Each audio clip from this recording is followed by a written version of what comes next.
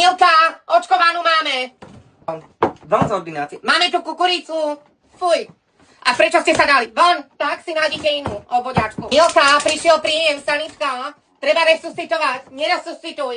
Nie, nedáme defibrilátor, lebo to sú všelijaké vlny. Nie, neideme dávať šoky. Pane, zobuďte sa. Nedáme mu šoky, nedávaj defibrilátor. Halo, vstávajte, modrý je, už na cianózu. Halo, no, staňte nás. Čiže toho času udávate. Aha, bolesť takto. Ja mám pre vás takýto bylinný lektvár. To vám naozaj pomôže. Takto si treba dať večer. Ak nepomôže, je mi to ľúto, ale skúsili ste alternatívu. Máte ju. Sionistické sprisávanie. Kdeže?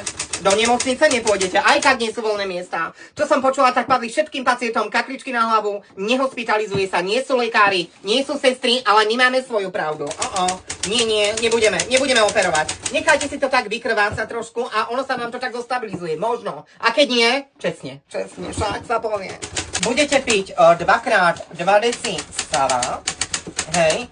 Taký chlorový roztok, to vás naozaj prečistí. Môže aj rozložiť drevo vyslovene, ale budete sa cítiť taká prečistená. Máte podozrenie na zápal. Ak sa mi táto dlaň teraz očernie, máte zápal. Neočernie, nemáte. Ideme. Nemáte. To mi sviečka povedala, čiže nemá zápal toho času.